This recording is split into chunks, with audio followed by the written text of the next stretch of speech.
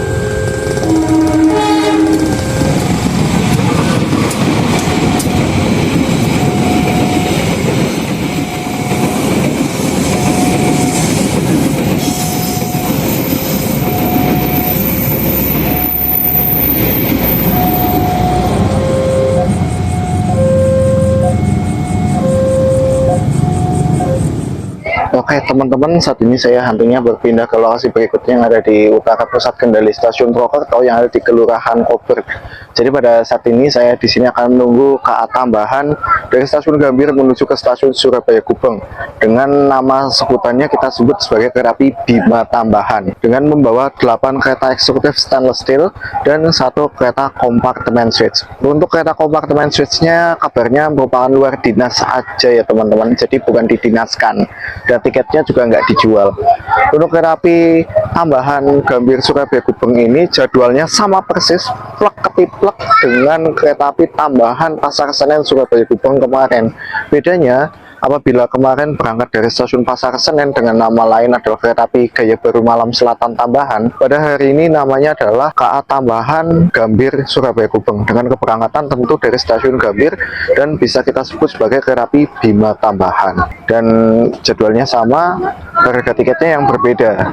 Jadi harga tiketnya kereta api Gaya Baru Malam Selatan tambahan itu dimulai dari sekitaran 300-an hingga ke 500-an ribu, dan untuk kereta api Bima Tambahan harganya sama dengan kereta api Argo Semeru dan kereta api Bima reguler, dan berangkat dari Jakartanya itu siang hari kalau nggak salah, siang menjelang sore hari, dan tiba di Surabaya Gubeng pada pukul 2:20. Perjalanan yang sangat lama selama 12 jam, bahkan di stasiun Kertosono disusul oleh kereta api Sancaka fakultatif atau kereta api Sancaka malam. Oke, saat ini kita akan menunggu kereta api Bima tambahannya tiba di stasiun Purwokerto. Berikutnya kita akan berpindah ke CPL 363A lagi dan hunting Bima tambahan, dan kemudian mungkin akan pulang. Jadi kita saksikan kereta api Bimanya melintas. Ada kucing. Kelupaan, tadi kita juga sempat merekam kereta api Ranggajati dan kereta api Kertanegara. Nah ini sekarang pada pukul 19.25 kayaknya kereta api Kertanegara persiapan berangkat lagi ke arah Malang. Wow, tektokan ya. Padahal tiba di Purwokerto tadi pada pukul 19.12 sekitaran jam segitu, dan pada saat ini 19.25 sudah persiapan berangkat karena tadi sudah ada genta keberangkatan kereta api. Nah, Kertanegaranya sudah berangkat dari stasiun Purwokerto pada pukul 19.25. Tapi kita nggak rekam karena tadi kita sudah berekam saat kereta api Kertanegaranya tiba dari arah Malang dengan keterlambatan sekitaran 2 jam. Oke, kita akan tunggu kereta api tambahannya masuk stasiun Purwokerto.